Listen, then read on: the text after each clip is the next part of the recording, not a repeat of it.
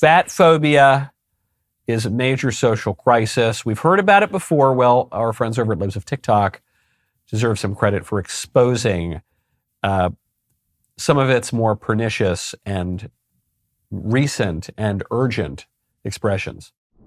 If you do not date fat people because you just happen to view fatness as neutral but not be particularly attracted to it, fine. That's a preference. If you don't date fat people because you think being fat means that they are gross, lazy, live an unhealthy lifestyle, or are embarrassing to be seen with in public, that's fatphobic. But to insist your preference is for people who aren't lazy, sloppy, and disgusting and unhealthy, meaning that means you prefer skinny people because all fat people are those other things, that's actually bigoted. That's actually deciding that one group is all the same because of how they look. Hope that makes sense. Have a good day. So it does not make sense, but I'd like to go back to make sure that I understand exactly how it does not make sense. She's saying, as I understand it, she's saying to have a preference where you don't want to date a certain person because said person is fat. That's a preference.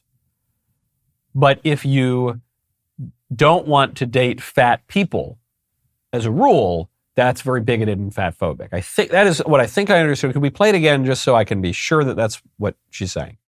If you do not date fat people because you just happen to view fatness as neutral but not be particularly attracted to it, fine. That's a preference. Okay, hold on, pause. So it's different than I thought. If you don't date fat people because you view fatness as neutral, but you're not attracted to it, that's fine, that's a preference. But hold on. If you're not attracted to something, that would mean you are repelled by that thing, right? I guess I doubt that there's such a thing as neutrality here. If I see a girl on the street, well, not me, because I'm happily married to sweet little Elisa, but before I was married, when I was a single guy, I'd see a girl, I would very rarely feel neutral about the girl. I would say, oh, I desire that girl, or I don't desire that girl. I actively do not desire that person. So that, and so if you're saying, well, I'm not attracted to that person, I'm actually repelled by that person because that person is overweight or unhealthy or whatever. She's saying if you're neutral about it, then you're not repelled. It's very confusing. So because she's almost being reasonable and saying, look, if you're not into fat chicks, it's okay. It's all right. It's a preference. But then she goes on and she contradicts herself, I think. Date fat people because you think being fat means that they are gross, lazy, live an unhealthy lifestyle. Put a pause there. That's all you need to say. That's all you need to say. If you don't want to date the fat girl because you find the fat girl gross, then that's very bigoted. But hold on. If I say I'm not attracted to that girl, and I say I think that girl's kind of gross, those are semantically identical statements. They are synonymous. At least, I don't know, I can't speak for women. That's at least how men are. We got a little active libido sometimes, and so you're drawn towards someone or you're repelled from someone. There's no neutrality here. So they're the same thing. And so then what she's really saying is, look, I want to sound reasonable and not force everyone to date me. But if you don't think that I'm attractive, you're not the sort of person who wants to date me, then you're a bigot, then you're awful. And so really, despite what she says in the preface, what she concludes with is that preferences are not acceptable to her.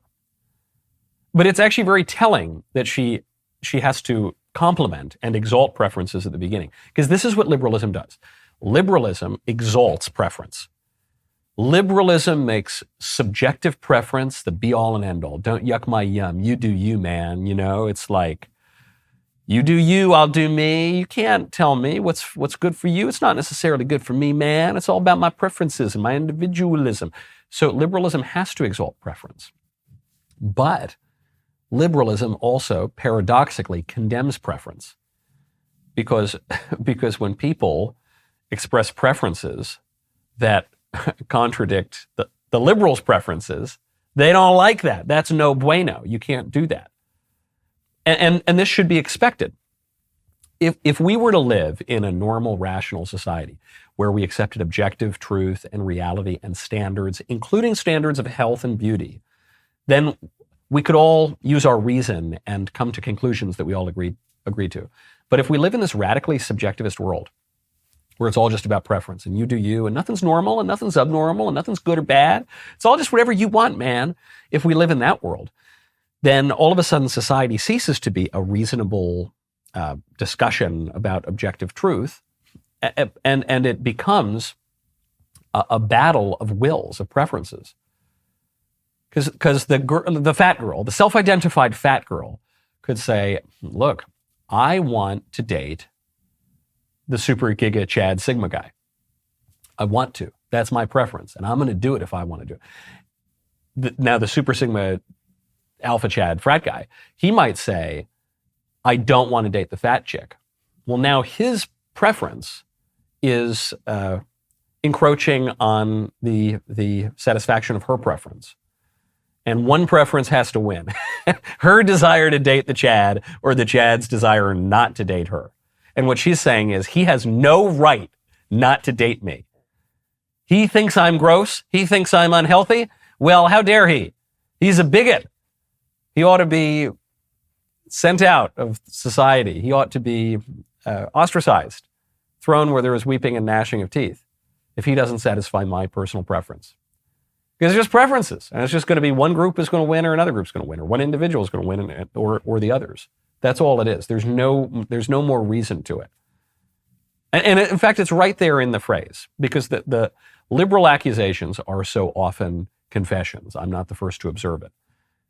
Just as we were talking about at the top of the show, the libs accused Trump of colluding with the Russians to rig the election. Well, guess what? It turns out they did the exact same thing. The libs accused Trump of using his position in government to enrich his family. Well, guess what? It turns out actually it was them. They did that exact same thing.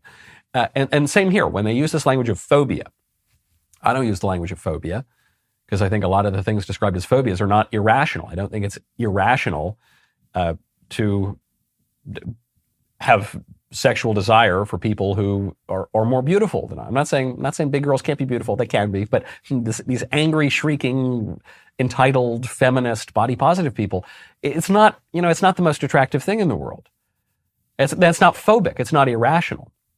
But that accusation is a confession too, because their politics is not only irrational in practice, it's irrational even in principle, because so much of it comes down to a denial of either objective reality, or at the very least of our ability reliably to perceive and come to conclusions about objective reality.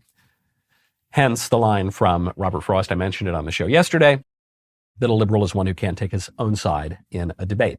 That was a great clip, man, and you can get more of them if you ring the bell and subscribe, and I'll see you next time.